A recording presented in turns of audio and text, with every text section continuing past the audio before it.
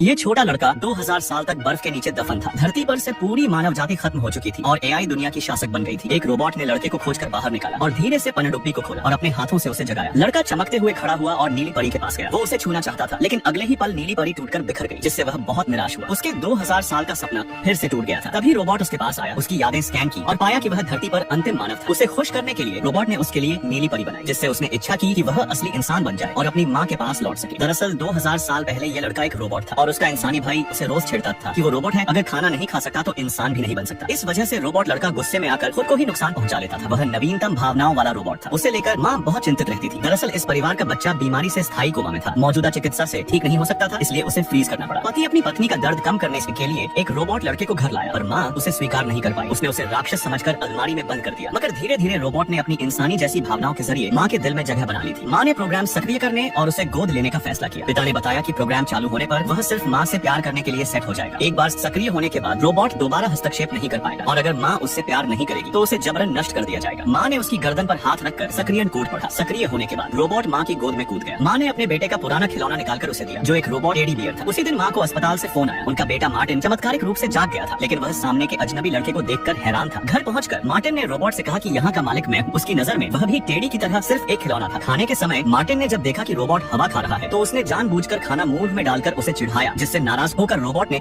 कटोरा उठाया और खाना खाने लगा, जिससे शॉर्ट सर्किट हो गया और उसे मरम्मत के लिए भेजना पड़ा। माँ ने चिंता से उसका हाथ पकड़ा, जिससे बगल में मार्टिन को जलन हुई। वापस जाकर मार्टिन ने उसे बताया, अगर तुम माँ के बाल का एक तार अपने पास रखो तो माँ तुमसे बहुत प्यार करेगी। पास बैठे टेडी ने यह सुनकर आंखें फाड़ दी। रात को रोबोट लड़का बिना हिचकिचाहट कैंची लेकर माँ के कमरे में पहुँच गया और जैसे ही वह बाल काटने वाला था माँ जाग गई। पिता ने कूदकर उसे डांटा, सोचकर कि वह माँ को नुकसान पहुँचाएगा। पास में टेडी ने जमीन से बाल उठा लिए थे। इस हरकत से माँ इतनी दुखी हुई कि उसने रोबोट को जंगल में अकेला छोड़ दिया था। रोबोट लड़का टेडी के साथ जंगल में भटकता रहा, सोचता था कि अगर वह परी कथा की नीली परी को ढूंढ ले जो उसे असली इंसान बना दे तो माँ उसे घर वापस ले जाएगी। रोबोट लड़का माँ की सुनाई हुई परी की कहानी को सच मानता था। उसने एक बहुपयोगी कंप्यूटर से पूछा, नीली परी कहाँ है? कंप्यूटर ने बताया, नीली परी दुनिया के छोर पर है, पानी में डूबे शहर में, जहाँ शेर आंसू बहाते हैं। लड़का चुपके से हेलीकॉप्टर से दुनिया के छोर पर आता है और पनडुब्बी से समुद्र के तल तक पहुँच जाता है, जहाँ एक जलमग्न मनोरंजन पार्क था। समुद्र तल पर उसने आखिरकार अपने सपनों की नीली परी को देखा, जो एक गिरे हुए फेरिस व्हील के नीचे दबी थी। उसे इसकी परवाह नहीं थी। वह बस बार बार नीली परी से विनती करता रहा, नीली परी कृपया मुझे एक असली इंसान बना दो। नीली परी बस मुस्कुराई और कोई जवाब नहीं दिया। रोशनी धीरे धीरे मंद हुई, समुद्र तल अंधेरे में डूब गया और इस तरह